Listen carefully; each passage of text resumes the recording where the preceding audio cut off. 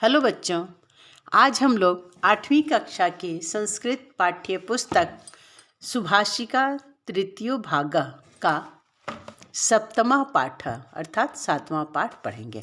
पाठ का शीर्षक है त्यागस्य फलम शुभम। त्याग का फल अच्छा होता है। अस्ति एकः मस्मानो नामः ग्रामः। मस्मानो नाम का एक गांव है। अस्ति यानी है। ग्रामात् बहिः एकं शिव मंदिरम् आसीत्। गांव के बाहर एक शिव मंदिर था। तस्मिन् मंदिरे एकः धार्मिकः सत्यनिष्ठः अर्चकः प्रतिवसति स्म। उस मंदिर में एक धार्मिक और सत्य का पालन करने वाला यानी सत्यनिष्ठ पुजारी रहता था। अर्चकस्य नाम श्री गुणानंदः। पुजारी का नाम श्री गुणानंद था। अर्चकस्य यहाँ पे षष्ठी विभक्ति का प्रयोग हुआ है, जिसका चिन्ह होता है का के की, यानी पुजारी का नाम है ना। तो का यहाँ प्रयोग हुआ है, तो ये संबंध कारक का चिन्ह है। यथा नाम तथा गुणम इति कथन तस्योपरि चरितार्थम भवति स्म।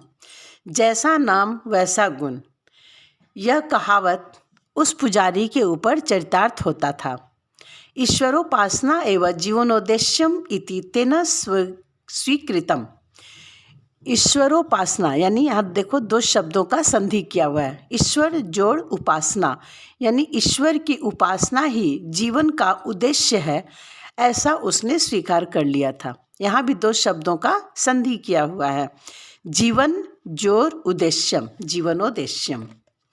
एकदा अर्चकः मंदिर सम्मुखे विद्यमाने सरोवरे स्नानं कृत्वा मंदिरं प्रति गच्छति। तदा मार्गे एकेन लघुस्थागुणा तस्य पादे आघातः प्राप्तः। एक बार पुजारी मंदिर के सामने स्थित सरोवर यानी तालाब में स्नान करके मंदिर की ओर जा रहा था। तभी मार्ग में एक खूंटे से उसका पैर घायल हो गया, यानी पैर टकरा गया, पैर में चोट लग गई। यदा अर्चकः तं खनित्वा अपसारितवान् तदा तत्र तेन एकः कनककलशः दृष्टः। जब पुजारी ने वहाँ पे खोद कर देखा तो क्या देखा कि वहाँ एक सोने का कलश है। कलशे अनेका स्वर्ण मुद्रा आसन। कलश में क्या था? कलश में अनेक स्वर्ण मुद्राएं थीं।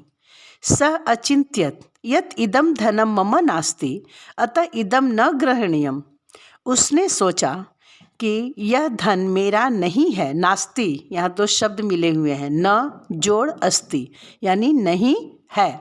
यदि यह धन मेरा नहीं है अतः इदम न ग्रहणीयम, यह इसलिए यह मेरे द्वारा ग्रहण करने योग्य नहीं है, यानी मैं इसे नहीं लूँगा।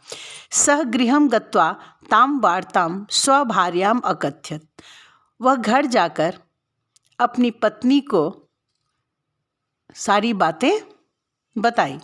तस्य भार्या अपि अत्यु सत्यव्रता आसीत्। उसकी पत्नी भी बहुत सत्यव्रता थी, यानी सत्य बोलने वाली थी, सत्य का आचरण करने वाली थी। तया उक्तम, उसने भी कहा, पर धनम न ग्रहणीयम। दूसरे के धन को ग्रहण नहीं करना चाहिए। दूसरे का धन ग्रहण करने योग्य नहीं है। यतो ही, जैसा कि कहा गया है। क्या कहा गया है?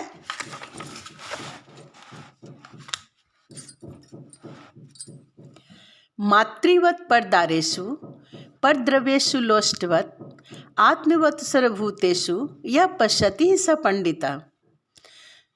इस श्लोक का अर्थ है परदारेषु यानी दूसरे की पत्नी को, मातृवत माता के समान, परद्रव्येषु लोष्टवत दूसरे के धन को मिट्टी के समान, और आत्मवत सर्वभूतेषु यानी सबके मन को अपने मन के समान जो समझता है या जो ऐसा देखता है, पश्यते यानी देखता है, वह पंडित होता है। परंतु सा सरल स्वभावतया ताम वार्ताम निज प्रतिवेशिणीम अकथ्यत। लेकिन वह सरल स्वभाव की थी, सीधी सादी थी, इसलिए उसने ये सारी बातें अपनी पड़ोसन को बताई। प्रतिवेशनी स्वपतिये धनपालाय वार्ताम न्यवेदयत। पड़ोसन ने अपने पति धनपाल को ये सारी बातें बता दी। ताम वार्ताम श्रुत्वा लोलुपः धनपालः तत्र अगच्छत। उसकी बात को सुनकर लालची धनपाल वहाँ गया। यत्र कनक कलशः आसीत। कहाँ गया वो? जहाँ पे कनक का कलश यानी सोने का कलश था। स मृत्तिकाम अपसार्य अपश्यत हा हंत किमिदम। वह वहाँ जाकर मिट्टी को हटाया तो क्या देखता है? देखा तो उसके मुंह से निकल गया हा हंत, यह क्या? अस्मिन कलशे भयंकरा वृश्चिका सन्ति। इस कलश में भयंकर बिच्छू हैं। अनेके वृश्चिका तस्य हस्ते दंशितवंता। अनेक बिच्छू उसके हाथों में डस लिए यानी डंक मार दिए। धनपाल क्रुद्ध जाता। धनपाल क्रुद्ध हो गया, क्रोधित हो गया, गुस्सा हो गया। स अचिंत्यत। उसने सोचा अयम अर्चका मिथ्यावादी, कि यह पुजारी झूठा है, झूठ बोलने वाला है। मिथ्या यानी झूठ, वादी यानी बोलने वाला, यानी यह पुजारी झूठ बोलने वाला है। माम वंचितुम तेन इदम कार्यम कृतम। उसने मुझे ठगने के लिए यह काम किया है। अहम अपि तम दंडम ददामी। मैं भी उसको दंड दूंगा। अहम जोड़ अपि, यहाँ पे दो शब्दों का संधि किया हुआ है। अहम मतलब मैं, अपि मने भी, तो मैं भी उसे दंड दूंगा। यहाँ पे है ददामी मतलब देता हूँ, लेकिन भाव देखा जाता है तो भाव है कि मैं भी उसे दंड दूंगा। सह अर्चकस्य गृहस्य छदिम आरुह्य तम कलशम अधोमुखम कृत्वा तान वृश्चिकान कलशात अपात्यत। उसने क्या किया?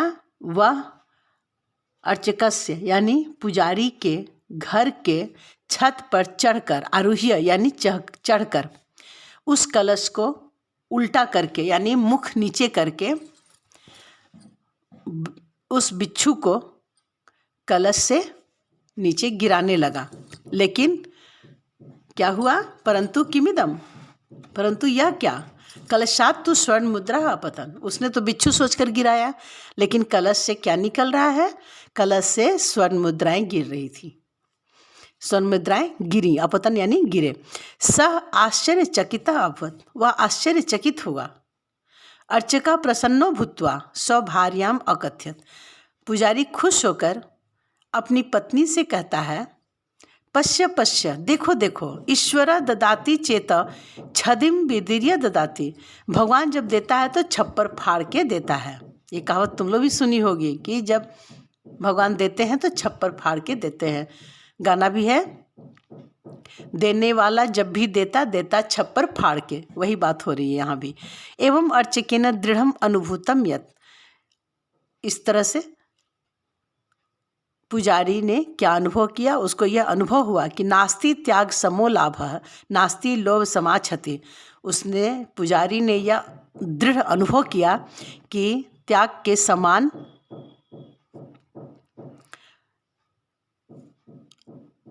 कोई लाभ नहीं है। लाभ यानी फायदा, और लोभ के समान कोई हानि नहीं है। यानी जो त्याग करता है भगवान उसको लाभ देते हैं, और जो लालच करता है, लोभ करता है, उसको हानि पहुंचाते हैं, उसको हानि होती है।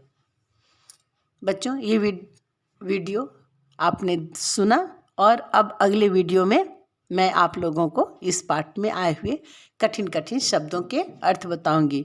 मैं हर पाठ का जो कठिन शब्द होता है वो भी बताती हूँ, और प्रश्न उत्तर करना भी बताती हूँ। तो मैं इस पाठ का भी अगले वीडियो में प्रश्न उत्तर करना भी बताऊंगी, और पाठ में आए हुए कठिन कठिन शब्दों के अर्थ भी बताऊंगी। आप मेरा हर वीडियो देखें और उसे सब्सक्राइब और लाइक ज़रूर करें। सब्सक्राइब करने से क्या होगा कि आप जब भी पढ़ना चाहेंगे और मैं जब भी वीडियो बना कर दूंगी तो आपको वो खुद ब खुद दिख जाएगा सामने, और आप उससे लाभ उठा सकते हैं, लाभान्वित हो सकते हैं।